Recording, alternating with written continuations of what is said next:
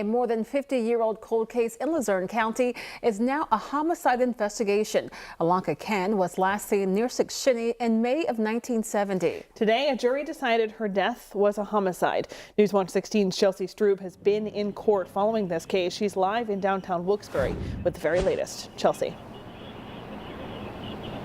That's right. Good evening, Stacy and Lisa. Now, this ruling is a result of a coroner's inquest. And this is not your typical court proceeding. This is not a trial. This is where jury listens to testimony to try to determine the cause and manner of someone's death, and in this case, Ilanka Khan. Now, the state attorney general's office brought about witnesses who testified in front of this jury that took less than 2 hours to deliberate and decide that Ilanka Khan's death was a homicide. May 25th, 1970 was the last time her family in Ohio heard from Ilanka Khan of Huntington Township in Luzerne County. She had moved to this farm near Shikshini from Ohio to live with her husband, Charles Khan II, and their toddler. For decades, what happened to Khan has been constantly on the minds of her family members.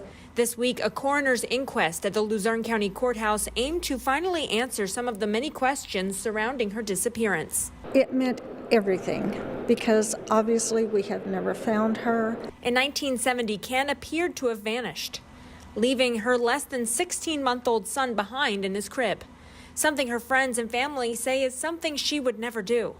Many who testified this week at the Luzerne County Courthouse said Khan was soft-spoken, quiet, honest, and loyal. Those words were used over and over again by people who do not know each other, but they were describing her in that way. Last year, Khan was declared dead as of May 1977 by a Luzerne County judge.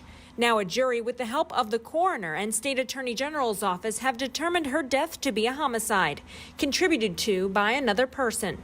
Based on timelines and testimonies heard in court, including letters Khan sent home to her family. It was important that they understand, first of all, again, it reinforced that she loved her child very much.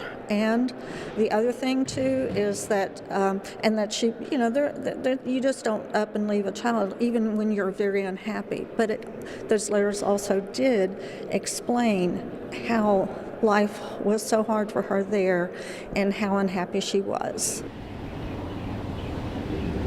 Now, Stacy and Lisa, it's important to remember that a lot of the events, a lot of the interactions that these people were testifying with, whether in person at the courthouse or via Zoom, happened more than 50 years ago. But while we were in court, it still seemed like these conversations, these interactions, these feelings that they had were very fresh on their minds, and ultimately had the jury determined that Ilanka Khan did not leave on her own accord.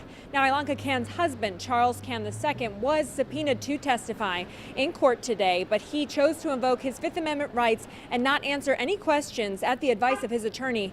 You'll hear from his attorney coming up on News Watch 16 at 6. Chelsea Strube, News Watch 16, reporting live in Wilkes-Barre.